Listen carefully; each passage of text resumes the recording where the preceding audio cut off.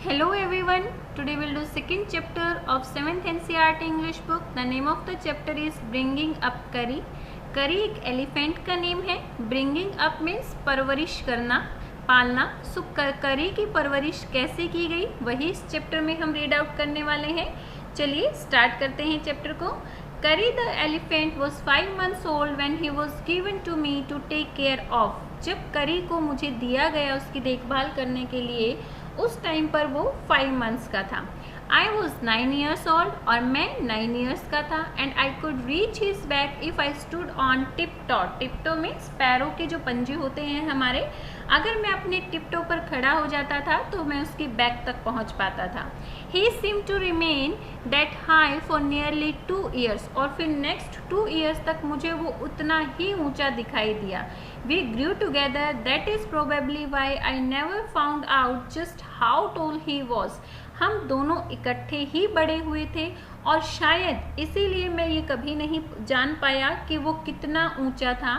He lived in a Pavilion. वो एक Pavilion में रहता था. अंडर अ थेस्ट रूफ, जिसकी एक थेस्ट रूफ थी. थेस्ट मीन्स घास फूस, जो घास फूस से बनी हुई उसकी रूफ थी. Which rested on the thick tree stumps, जो कि थिक यानी कि जो ट्री जो होते हैं उसके जो मोटे स्टम्प्स होते हैं उनके ऊपर टिकी हुई थी वो जो रूफ थी. So that he it could not fall in when Kari bumped against the walls as he moved about. ताकि वो गिरे ना जब करी उनको हिट करता था, क्योंकि करी इधर उधर पेविलियन में मूव करता था तो कई बार क्या करता था, उन स्टम्प्स को हिट करता था, उन्हें मूव कर ताकि वो मूव ना हो. इसीलिए उसको जो है इन थिक स्टम्प्स पर बनाया गया था. One of the first thing करी did was to save the life of a boy. करी ने जो सबसे पहली चीज की थी वो थी एक बच्चे को बचाना. एक बॉय की लाइफ को उसने सेव किया था. कैसे किया था वो हम आगे चैप्टर में रीड आउट करेंगे. करी did not eat much but nevertheless needed 40 pounds of twigs a day to chew and play with. करी ज़्यादा नहीं खाता था लेकिन हर दिन उसे 40 पाउंड ट्विक्स चाहिए होती थी च्यू चबाने के लिए और उनके साथ खेलने के लिए. Every day I use to take him to river in the morning for his bath. और हर रोज सुबह मैं उसे रिवर पर उसके बाथ के लिए लेकर जाता था. He would lie down on the sand bank while I rubbed him with the clean sand of the river for an hour. वो जो है सैंड बैंक यानी कि रिवर के बैंक पर, रिवर के किनारे पर जो सैंड रेत इकट्ठा हो जाता था उसके अंदर लेट जाता था और मैं कम से कम 1 घंटे तक उसको जो है उस रेत से, उस सैंड से क्लीन करता रहता था. After that he would lie in the water for a long time. फिर उसके बाद जो है वो बहुत लंबे टाइम तक रिवर के वाटर में लेटा रहता था. On coming out his skin would be shining like ebony. Ebony एक ट्री का नेम है जो एक शाइनिंग जैसा उसके जो स्टेम्स होते हैं वो शाइन करते हैं. सो जब भी करी पानी से बाहर निकलता था तो वो वैसे ही शाइन करता था जैसे कि एक इबॉनी शाइन करता है. And he would squeal with pleasure when as I rubbed water down his back. और जब भी मैं उसकी बैक पर वाटर के साथ उसको रब करता था तो वो खुशी में स्क्विल करता था, चिल्लाता था. Then I would take him by the ear because that is the easiest way to lead an elephant. फिर मैं उसके कान को पकड़कर उसको पानी से बाहर निकालता था क्योंकि किसी भी एलिफेंट को लीड करने का ये सबसे आसान तरीका होता है. And leave him on the edge of the jungle. और फिर उसको जंगल के किनारे पर छोड़ देता. While I went into the forest to get some luscious twigs for his dinner. और उस टाइम पर मैं उसके लिए कुछ रसीली टहनियाँ, कुछ रसीले ट्विक्स जो है उसके डिनर के लिए इकट्ठा करता था. One has to have a very sharp hatchet to cut down these twigs. और किसी को भी ये ट्विक्स कट करने के लिए एक शार्प हैचेट, क्या होता है, कुल्हाड़ी, एक शार्प कुल्हाड़ी की जरूरत होती थी. It takes half an hour to sharpen the hatchet because if a twig is mutilated, an elephant will not touch it. और उस कुल्हाड़ी को भी शार्प करने में हाफ एन आवर लगता था. मीन्स जब भी ट्विक्स को काटा जाता था तो पहले जो है उस हैचेट को, कुल्हाड़ी को, एक्स को शार्प किया जाता था. क्योंकि अगर कोई भी ट्विक्स मल्टीलेटेड रह जाती थी यानी कि कोई भी ट्विक्स उसके साथ 2 या 3 ट्विक्स जुड़ी हुई रह जाती थी तो एलिफेंट उन्हें टच भी नहीं करते थे, खाने की तो बात दूर. It was not easy job to get twigs and saplings for Kari, और करी के लिए ट्विक्स और सैपलिंग्स को ढूंढना ईजी काम नहीं था. I had to climb all types of trees to get the most delicate and tender twigs, और मुझे जो है delicate, कोमल, डेलिकेट मीन्स क्या होता है, बिल्कुल नाजुक जो होती है, टेंडर भी वही होता है, नाजुक, बिल्कुल डेलिकेट और टेंडर ट्विग्स ढूंढने के लिए बहुत सारे ट्रीज पर मुझे चढ़ना पड़ता था.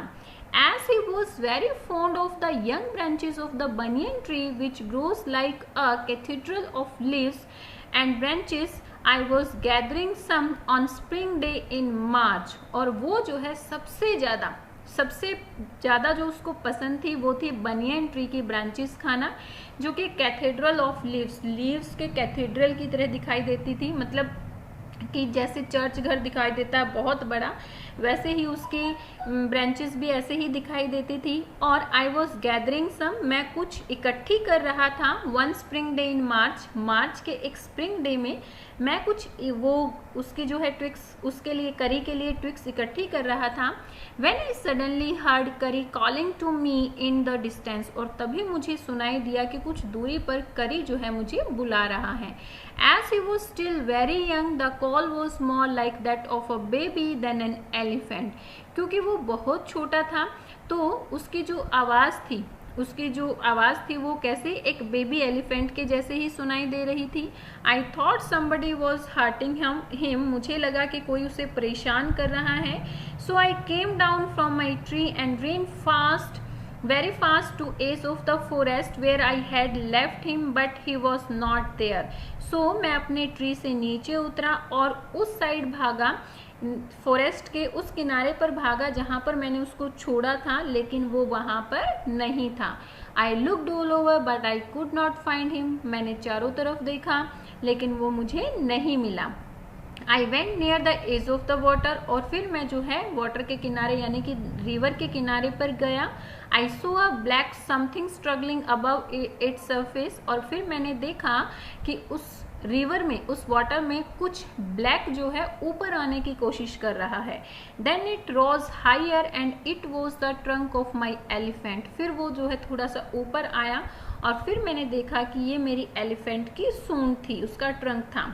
I thought he was drowning, और मुझे लगा कि वो डूब रहा था. I was helpless, और मैं बिल्कुल helpless था, because I could not jump into the water and save the 400 pounds of him since he was much higher than I. क्योंकि मैं वाटर के अंदर कूदकर उसको सेव नहीं कर सकता था, क्योंकि उसका वेट कितना था, 400 पाउंड्स का था, जो कि मुझसे बहुत ज़्यादा था. क्योंकि जो एलिफेंट्स होते हैं वो तो बहुत हैवियर होते हैं, हेल्दी होते हैं, हैवी होते हैं. But I so his back rise above the water and the moment he caught my I and, लेकिन मैंने देखा कि उसकी जो बैक थी वो भी पानी से बाहर आ गई थी, और तभी उसने मुझे देख लिया. He began to trumpet and struggled up to the shore. वो उसने जो है चिल्लाना शुरू कर दिया और स्ट्रगल करके वो किनारे तक आया. Then still trumping, he pushed me into the water, and as I fell into the stream, I saw a boy laying flat on the bottom of the river. वो जो है जब मेरे पास आया तभी भी वो चिल्ला रहा था.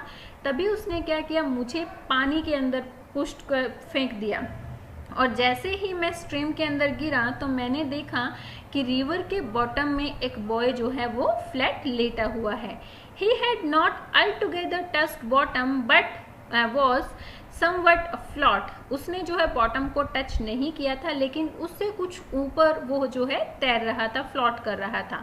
I came to the surface of the water to take my breath and there Curry was standing. मैं जो है वाटर के ऊपर आया अपनी सांस लेने के लिए, और फिर मैंने वहाँ पर देखा कि करी वहीं पर खड़ा हुआ है.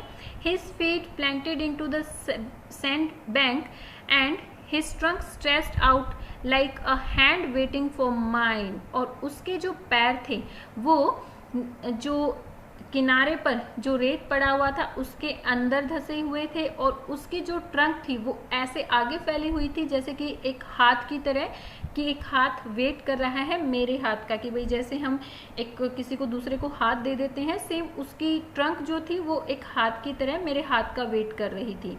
आई dived down again and pulled the body of the drowning boy to the surface, but not being a good swimmer I could not swim ashore and the slow current was already dragging me down. मैं दोबारा से नीचे गया और फिर डूबते हुए उस बॉय की बॉडी को ऊपर सरफेस पर लेकर आया, लेकिन मैं भी एक अच्छा स्विमर नहीं था।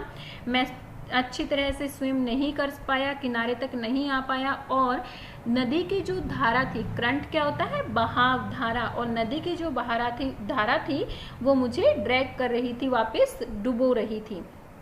Seeing us drift by in the current, Curry was usually slow and ponderous, suddenly darted down like a hawk and came halfway into the water, where I saw him stretch out his trunk again.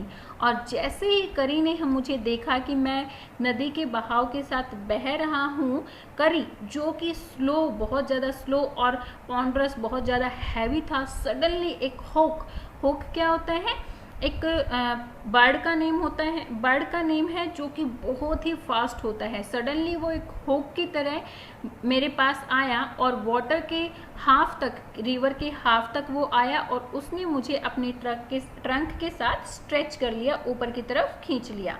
I raised up my hand to catch it, मैंने अपने हाथ को बढ़ाया उसकी trunk को पकड़ने के लिए, एंड इट स्लिप्ड, लेकिन ये स्लिप हो गया। I found myself going under the water again, और फिर दोबारा से मैंने अपने आप को पानी के अंदर जाते हुए पाया, but this time I found that the water was not very deep, so I sank to the bottom of the river and doubled my feet under me and then suddenly kicked up the river bed and so shot upwards like an arrow. लेकिन मैंने इस बार ये क्या पाया कि water जो है ज़्यादा गहरा नहीं था, मीन्स वहाँ पर ज़्यादा गहराई नहीं थी, तो मैंने अपने दोनों पैरों को रिवर के बैंक बॉटम पर, तली पर मारा और एकदम से अपने आप को ऊपर की तरफ उछाला। In spite of that fact I was holding और ड्रॉनिंग बॉय माई हैंड, और उस टाइम मेरे हाथ में वो डूबता हुआ बॉय भी था। As my body rose above the water I felt a lasso around my neck, और जैसे ही मेरी बॉडी वाटर के अबव, उसके ऊपर आई तो मैंने देखा कि मेरी नेक पर एक रस्सी जैसा कुछ लिपटा हुआ है। दिस फ्राइटन्ड मी, और इसने मुझे डरा दिया। I thought some water animal was going to swallow me, मुझे लगा कि कोई वाटर एनिमल मुझे अब निगलने वाला है, स्वेलो करने वाला है। I heard Curry squealing and I knew it was his trunk about my neck. He pulled up both ashore, और तभी मुझे जो है करी की आवाज़ सुनाई दी और फिर मुझे पता चल गया कि ये कोई वाटर एनिमल नहीं था बल्कि करी की ट्रंक थी, और फिर जो है वो हम दोनों को किनारे पर ले आया। इस तरह से करी ने उस बॉय को सेव किया। करी वॉज लाइक अ बेबी, करी जो है एक बेबी की तरह, बच्चे की जैसा ही था। He had to be train to be good, if you did not tell him when he was naughty he was up to more mischief than ever. उसको ये सिखाना पड़ता था कि उसको अच्छा कैसे बनना है। अगर उसको नहीं बताया जाता था, जब वो नॉटी यानी कि जब वो शरारतें करता था, अगर उसको नहीं बताया जाता था कि उसको अच्छा कैसे बनना है, तो वो जो है और ज़्यादा शरारती बन जाता था। For example, instance means example के लिए, one day somebody gave him some bananas to eat, एक दिन किसी ने उसको कुछ बनानास खाने के लिए दिए। Very soon he developed a great love for ripe bananas, और बहुत जल्दी उसको राइप बनानास खाना बहुत अच्छा लगने लगा। We used to keep large pellets of fruits on the table near a window in the dining room, हम जो है क्या करते थे, डाइनिंग रूम में विंडो के पास टेबल पर फ्रूट्स की प्लेट्स रखते थे। One day all the bananas on that table disappeared and my family blamed the servants for eating all the fruits in the house. एक दिन टेबल से सभी बनानास डिसअपियर हो गई, गायब हो गई, और मेरी फैमिली ने सभी सर्वेंट्स पर, नौकरों पर ब्लेम लगाया इसका कि उन्होंने घर के सारे फ्रूट्स खा लिए। A few days later the fruit disappear again, और कुछ दिनों बाद फिर से फ्रूट्स जो हैं गायब हुए। This time the blame was put on me, और इस टाइम जो ब्लेम था वो मेरे ऊपर लगाया गया। And I knew that I had not done it, और मैं जानता था कि ये मैंने नहीं किया था। I made me very angry, sorry, it made me very angry with my parents and the servants, for I was sure they had taken all the fruits. और इस चीज़ ने मुझे बहुत ज़्यादा गुस्सा दिला दिया, क्योंकि मेरे पेरेंट्स और सर्वेंट्स को सभी को क्या लग रहा था कि मैंने ही सारे के सारे फ्रूट्स खाए हैं, लेकिन ये तो सच नहीं था. The next time the fruit disappeared, I found a banana all smashed up in the curry's pavilion. और नेक्स्ट टाइम जब फ्रूट्स डिसअपियर हुए, गायब हुए, तो मैंने क्या देखा कि एक बनाना जो है एक करी के पेविलियन में पूरी तरह से स्मैश्ड मीन्स कुचला हुआ था. This surprised me very much, for I had never seen fruit there, and as you know, he had always lived on twigs. इस चीज़ ने मुझे बहुत ज़्यादा सरप्राइज़ किया, क्योंकि मैंने वहाँ पर कभी फ्रूट्स को नहीं देखा, और आप जानते भी हैं कि वो हमेशा क्या खाता था, ट्विग्स को ही खाता था, टहनियाँ ही खाता था. Next day, while I was sitting in the dining room wondering whether I should take some fruits from the table without my parents permission, next day जब मैं डाइनिंग रूम में लेटा हुआ था और ये सोच रहा था कि क्या मुझे डाइनिंग रूम में बैठा हुआ था, sorry sitting, I was sitting, जब मैं डाइनिंग रूम में बैठा हुआ था और ये सोच रहा था कि क्या मुझे अपने पेरेंट्स की परमिशन के बिना फ्रूट्स लेने चाहिए, तभी क्या हुआ, A long black thing very much like a snake suddenly came through the window and disappeared all the bananas. एक लंबी ब्लैक चीज़ जो कि एक स्नेक के जैसी दिखाई दे रही थी, सडनली जो है विंडो के अंदर से आई और सभी बनानास डिसअपियर हो गए, गायब हो गए. I was very much frightened because I had never seen snakes eat bananas. मैं बहुत ज़्यादा डर गया क्योंकि मैंने कभी जो है स्नेक्स को बनानास खाते हुए नहीं देखा था. I thought it must be a terrible snake that would sneak in and take fruit. मुझे लगा कि ये बहुत ही टेरिबल, बहुत भयानक स्नेक था जिसने जो है बनानास खाए हैं. And I thought it must be a and I crept out of the room and with great fear in my heart ran out of the house, feeling sure that the snake would back into the house and eat all the fruits and kill of us. और मैं जो है बहुत ज़्यादा डर गया और मैं रूम से भागा डर के साथ, और क्योंकि मुझे लगा था कि स्नेक जो है दोबारा से घर के अंदर आएगा, सारे फ्रूट्स खाएगा और हम सबको मार देगा. As I went out, I saw Curry's bag disappearing in the direction of the pavilion. जैसे ही मैं बाहर निकला, मैंने करी की बैग को देखा जो कि पेविलियन की तरफ जा रहा था, मतलब करी को देखा जो पेविलियन की तरफ जा रहा था. And I was so frightened that I wanted his company to cheer me up. मैं बहुत ज़्यादा डरा हुआ था और उसका साथ चाहता था अपने आप को चीयर अप करने के लिए. I ran after him into the pavilion, और मैं उसके पीछे उसके पेविलियन तक गया. I found him there eating bananas, और मैंने क्या देखा कि वो वहाँ पर बनानास खा रहा था. I stood still in astonishment, और मैं जो है सरप्राइज होकर वहाँ पर खड़ा रहा. Astonishment means surprise. The bananas were lying strewn all around him, और बनानास जो है उसके चारों तरफ फैले हुए थे. He stretched out his trunk and reached for one far away from he was standing, और उसने अपनी ट्रंक को स्ट्रेच किया, आगे की तरफ बढ़ाया और उस एक बनाना तक पहुंचाया जो कि उससे दूर पड़ा हुआ था. That instant the trunk look like a black snake, और जब इसने इस बनाना को खाया तो मैंने देखा कि उसकी जो सूंड थी वो एक ब्लैक स्नेक के जैसे दिखाई दे रही थी. एंड आई रियलाइज दैट करी वॉज द थीफ, और उसी टाइम मुझे पता चल गया कि थीफ, चोर कौन था, करी था. I went to him, pulled him out by the ear and joyously shouted my parents that it was Curry, not I that had eaten all the fruits these many weeks. मैं उसके पास गया, मैंने उसका कान पकड़कर उसको खींचा और अपने पेरेंट्स को खुशी से दिखाया कि जो इन बहुत सारे वीक्स से फ्रूट्स को खा रहा था वो करी था, ना कि मैं. मीन्स करी जो है सारे फ्रूट्स खा रहा था और ब्लेम किसके ऊपर लग रहा था, राइटर के ऊपर.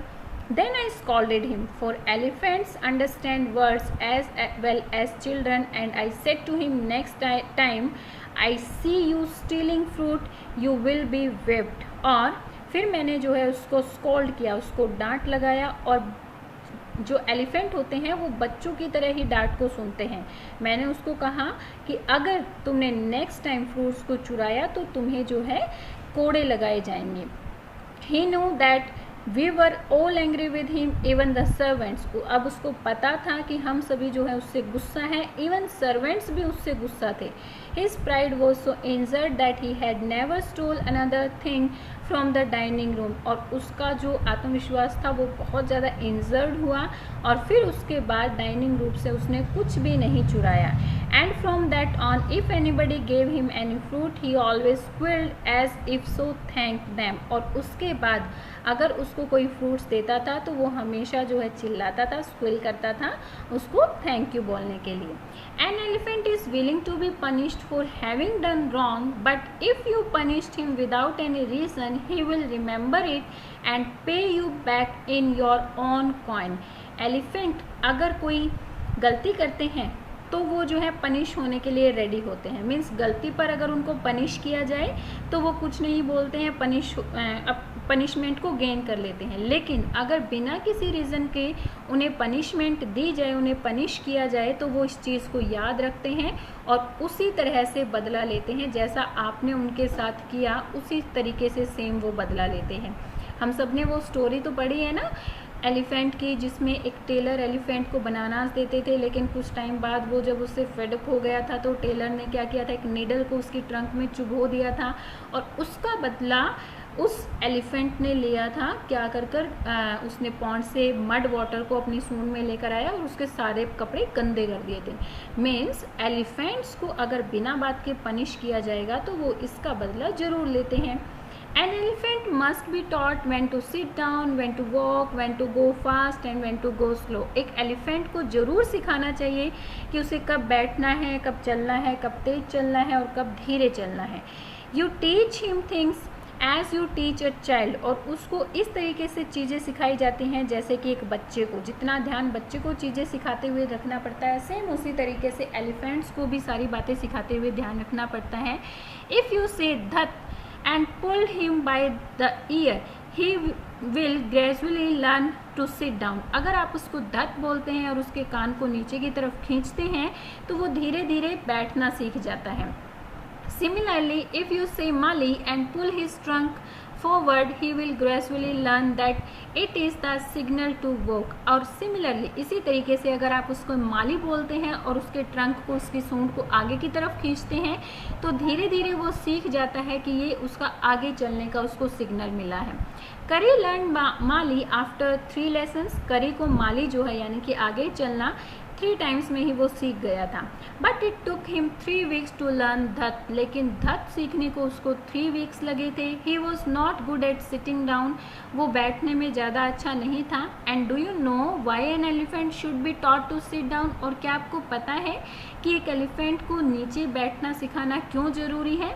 Because he grows later and taller than you would take care of him so that when he is 2 or 3 years old you can only reach his back with a ladder। क्योंकि वो जो है बहुत जल्दी बड़ा होता चला जाता है, उससे भी ज़्यादा बड़ा हो जाता है जो उसकी टेक केयर करता है, जो उसकी देखभाल करता है। और 2 और 3 ईयर्स में ही वो इतना बड़ा हो जाता है कि अब आप उसके बैक पर एक सीढ़ी के द्वारा ही पहुंच सकते हैं। मीन्स एक सीढ़ी लगाकर ही आप उसके बैक पर चढ़ सकते हैं। It is therefore better to teach him to sit down by saying that so that you can climb up his back, for who would want to carry a ladder around all the time. और इसीलिए अच्छा है कि उसको धत बोलकर बैठना सिखा दो ताकि आप उसके बैक पर चढ़ सको। क्योंकि कौन ऐसा है जो हर टाइम अपने साथ सीढ़ी लेकर घूमेगा? The most difficult thing to teach an elephant is the master call. और सबसे ज़्यादा डिफ़िकल्ट थिंग जो एक एलिफेंट को सिखानी होती है वो होती है मास्टर कॉल। और मास्टर कॉल क्या होता है? He generally takes 5 years to learn it properly। और एलिफेंट्स जो हैं मास्टर कॉल को सीखने में 5 years लेते हैं। The master call is a strange hissing howling sound as if a snake and a tiger were fighting each other. Master call एक अजीब तरह की साउंड होती है जिसमें हिशिंग, जैसे सांप की जो स्नेक की जो साउंड होती है वैसी साउंड निकाली जाती है, और हॉलिंग यानी कि जब टाइगर्स जब फाइट करते हैं और जो साउंड वो निकालते हैं जो उस टाइप की साउंड निकाली जाती है। सो ये दो साउंड मिलाकर ये साउंड निकाली जाती है जिसको मास्टर कोल कहा जाता है। And you have to make that kind of noise in his ear, और आपको ये इस टाइप की आवाज़ जो है उसके कान में बोलनी होती है। And do you know what you expect an elephant to do when you give him the master call, और क्या आप जानते हैं जब भी आप किसी एलिफेंट को एक मास्टर कोल देते हैं तो इसका मीनिंग क्या होता है? If you lost in the jungle and there is no way out and everything is black except the stars above, that dare not stay very long anywhere। अगर आप किसी जंगल में खो जाते हैं और जाने का कोई रास्ता नहीं है और अंधेरा हो जाता है और आपको सिर्फ ऊपर स्टार्स दिखाई देते हैं यानी कि रात का टाइम हो जाता है और आप जंगल में भी नहीं रुक सकते हैं, आपके अंदर इतना साहस भी नहीं है कि आप जंगल में रुक पाएँ, then the only thing to do then is to give the master call and at once the elephant pulls down the tree in front of him with his trunk। और उस टाइम पर आपको सिर्फ एक ही चीज़ करनी है, मास्टर कॉल, और फिर मास्टर कॉल करते ही एलिफेंट्स क्या करते हैं, आसपास के ट्रीज को गिराना शुरू कर देते हैं। This frightens all the animals away, और इससे सभी एनिमल्स डर जाते हैं और वो दूर भाग जाते हैं। As the tree comes crashing down monkeys wake from their sleep and run from branch to branch, और जैसे ही ट्रीज गिरते हैं और उनके क्रश होने की आवाज़ आती है, मंकीज अपनी स्लिप से जाग जाते हैं और फिर वो एक टहनी से दूसरी टहनी भागना शुरू कर देते हैं। You can see them in the moon light and you can almost see the stakes runnings in all the directions below. आप इस चीज़ को मून लाइट में देख सकते हैं कि मंकीज कैसे एक ब्रांच से दूसरे ब्रांच पर जा रहे हैं, और आप जो है दूसरे एनिमल्स को भी एक डायरेक्शन से दूसरे डायरेक्शंस में भागते हुए देख सकते हैं। You can hear the growl of the tiger in the distance, और दूरी पर आप जो है टाइगर की आवाज़ को भी सुन सकते हैं। Even he is frightened, even वो भी डर जाता है। Then the elephant puts down the next tree, the next, और फिर जो एलिफेंट नेक्स्ट ट्री को गिराता है, फिर नेक्स्ट को, फिर नेक्स्ट को, फिर नेक्स्ट को, मीन्स ट्रीज को वो गिराता ही जाता है। Soon you will find that he has made a road right through the jungle straight to your house, और जल्दी ही आप देखेंगे कि एलिफेंट ने उस पूरे एरिया को क्लियर कर दिया है और उसने आपके घर तक के स्ट्रेट रास्ते का एक रोड जैसा बना दिया है। मीन्स मास्टर कोल अगर आप उसको सिखा देते हैं तो वो आपकी डिफ़िकल्टीज़ में आपकी हेल्प करता है अगर आप कभी जंगल में फंस जाते हैं तो। ओके, सो यहाँ पर हमारा चैप्टर कंप्लीट होता है। I hope you got all the things related to the chapter. Tell me in comment section, like and share my videos and subscribe my channel. Thank you, bye bye, keep learning.